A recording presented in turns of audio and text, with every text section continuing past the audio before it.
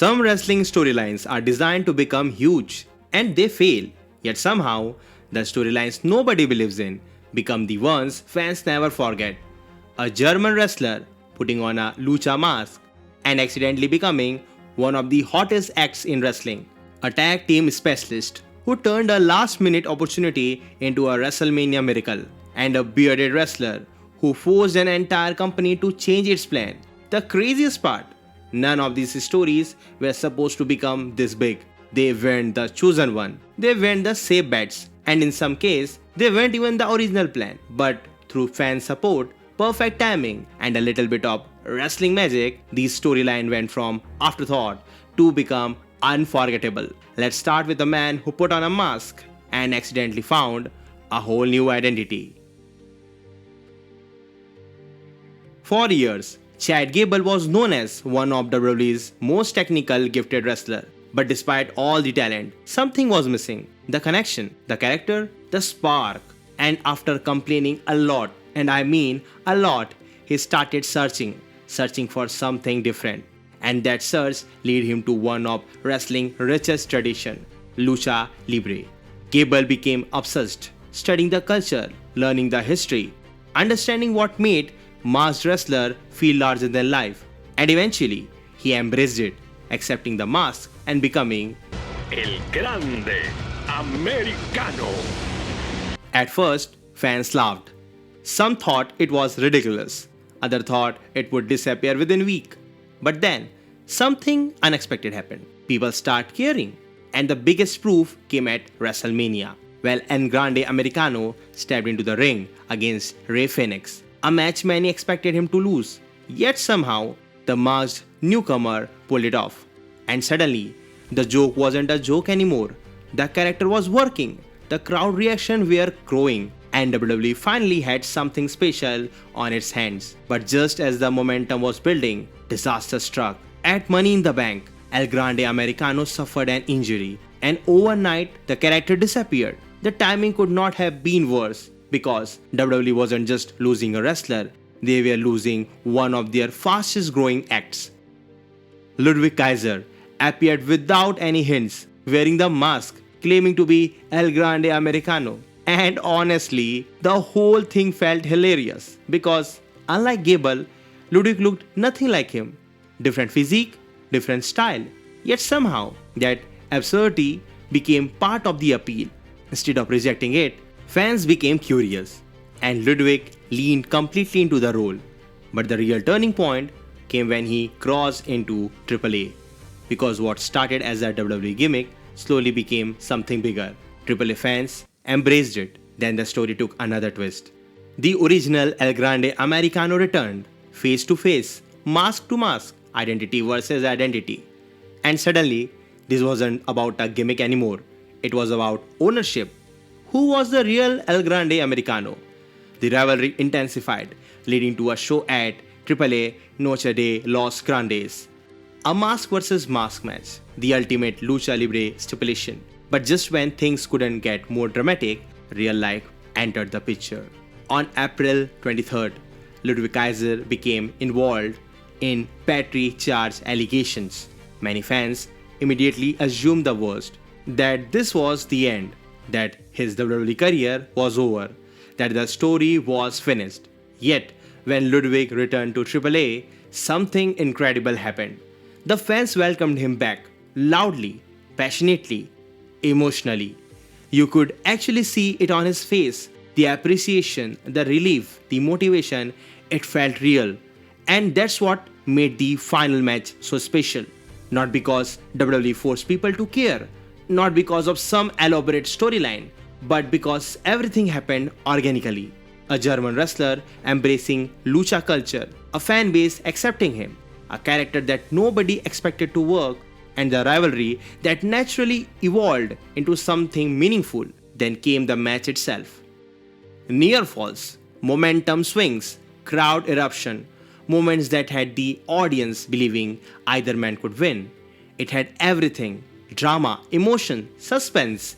And when it was finally over, Ludwig Kaiser stood tall, victorious, mask intact, legacy secured, and just like that, a storyline that many fans originally laughed at ended up becoming one of wrestling's most surprising success story because sometimes the storyline nobody believes in become the ones nobody can stop talking about.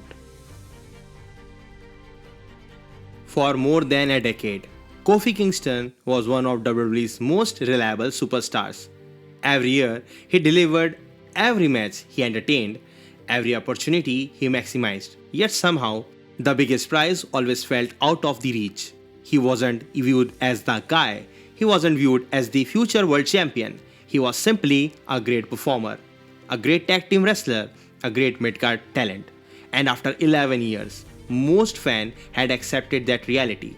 But then, everything changed. Not because Vince McMahon suddenly believed in him, but because of pure circumstances. Mustafa Ali suffered an injury. A replacement was needed, and Kofi Kingston got the call.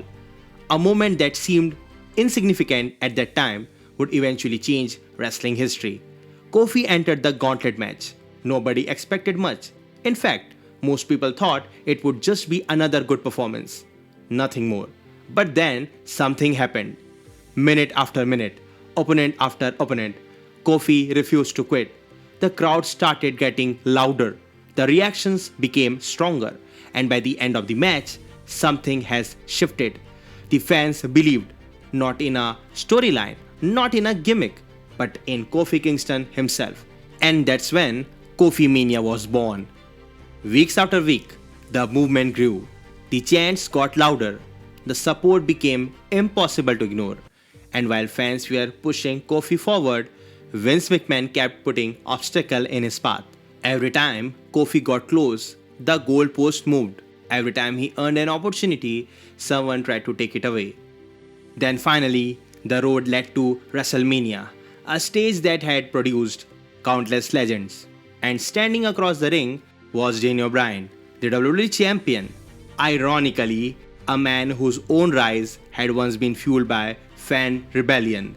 The stage was perfect, the story was perfect, but nobody knew how it would end. And then the bell rang. And for nearly 20 minutes, the audience lived every second with Kofi. Every kick out created hope, every Daniel Bryan comeback created doubt.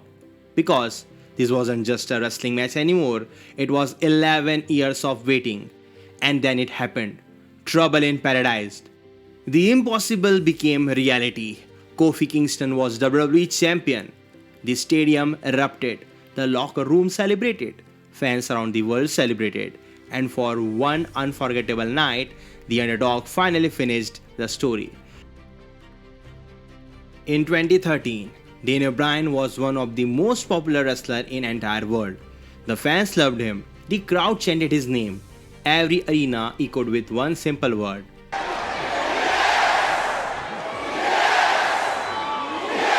But there was one problem. The people making decision didn't see him as the guy. He wasn't 6'5". He wasn't covered in muscle. He didn't fit the traditional image of a WrestleMania main eventer superstar. And because of that, many believed his ceiling was limited. No matter how loud the crowd became, no matter how many great matches he delivered, Daniel Bryan always seemed to hit a wall. Then came SummerSlam, the moment that should have changed everything. Bryan defeated John Cena, clean in the middle of the ring.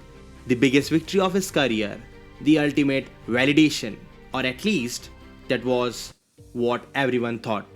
Because moments later, Triple H turned on him, Randy Orton cashed in, and Daniel Bryan's dreams lasted only a few minutes. Just like that, the fans had their hero taken away, and that was the moment everything changed. Every week, the support grew louder. Every week, the chants became impossible to ignore. And soon, something extraordinary happened. The movement became so powerful that it started hijacking entire shows, promos, matches, segments that had nothing to do with Daniel Bryan. The crowd only wanted one thing. Then came the Royal Rumble, the moment that pushed everything over the edge. Daniel Bryan wasn't even in the match, and fans were furious. When Batista won the Rumble, instead of celebrating, the audience rejected it. not because they hated Batista, but because they believed someone else deserved that spot. And suddenly, what started as a wrestling storyline turned into one of the most organic fan moments in WWE history. And WWE finally listened. Daniel Bryan got his chance, but even then, nothing was easy. Before reaching the main event of WrestleMania 30, he first had to defeat Triple H, one of the biggest stars in company history, and match many believed could end his journey before it even began. But Bryan survived, and after winning, he earned his place in the main event. A triple threat match: Randy Orton, Batista, Daniel Bryan. The authority, the odds, the doubter, everything stood in his way, and yet the audience never stopped believing. Then came the final moments. The yes lock was applied. Batista tapped out. The bell rang, and history was made. 70,000 fans exploded. Confetti filled the air, and Daniel Bryan stood on top of the mountain. WWE champion, not because the company planned it for the beginning, not because the management chose him, but because the fans refused to give up on him. And that's why the yes moment wasn't just a storyline, it became a phenomena. And maybe that's the beauty of professional wrestling. Sometimes the story that are carefully planned fail, while the story nobody expected end up changing everything. From El Grande Americano to Kofi Mania and finally the Yes Movement. These weren't supposed to become legendary moments, but the fans had other plans.